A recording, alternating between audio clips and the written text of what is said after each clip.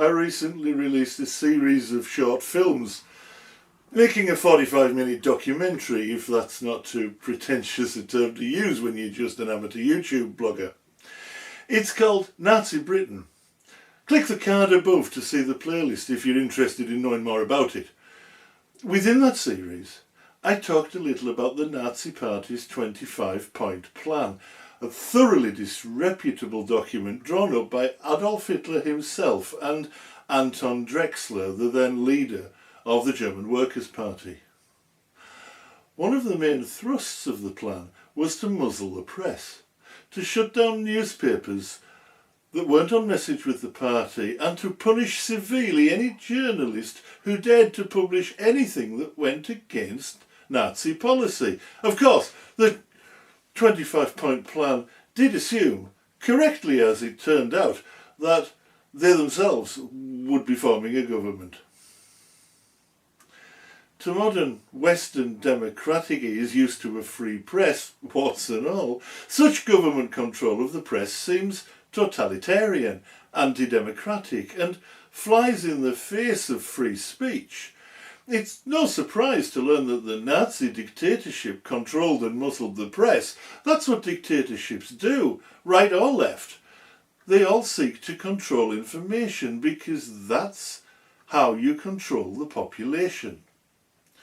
As Nelson Mandela had it, a free press is one of the pillars of democracy.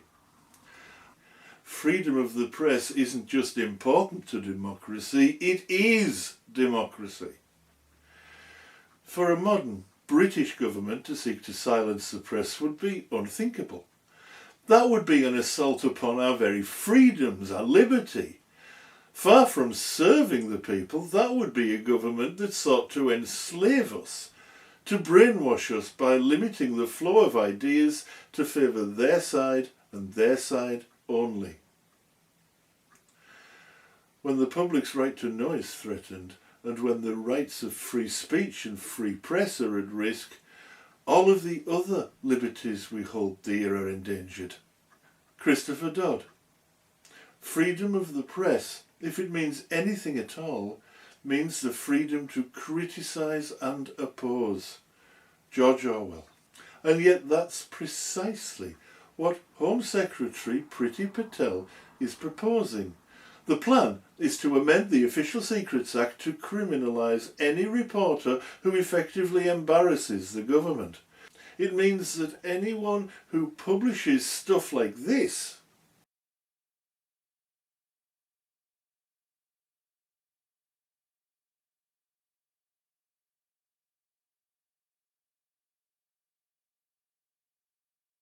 could face up to 14 years in prison. The reach of the Act will cover anyone, from journalists to bloggers to keyboard warriors on Facebook, and who don't even need to have signed the Act to be liable. But it gets worse. Patel isn't in favour of the public interest defence and wants to remove the evidence of harm clause in the existing Act. That's why Alex Bailey, writing in the Times, is campaigning for its inclusion. The government favours a declaration of no defence for embarrassing it, and effectively equates international espionage and government leaks with upsetting cabinet ministers.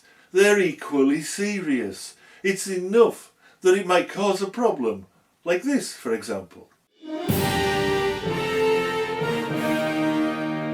Drive anywhere to test your eyesight on your week off? I did. I drove all the way to Durham to see a castle. But my eyesight was terrible. It was so bad, I put a lot of young children in the back of my car just to make sure that if I did crash... But you were really testing it. Because caring for kids is my paramount consideration.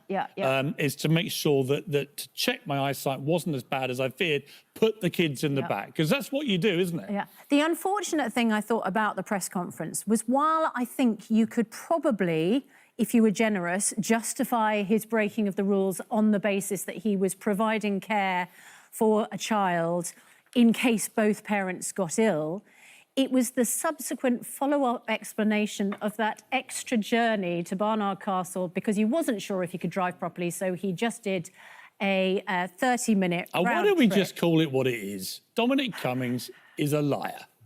You see, you don't even need to have leaked the information yourself. Just repeating it, passing it forward, is enough to convict you. But don't worry, you may not need to go to court. The plan is to bypass conviction and for the government to impose its own sanctions and penalties on you without a trial instead. Essentially, what happens to you will be determined by pretty Patel herself or one of her minions.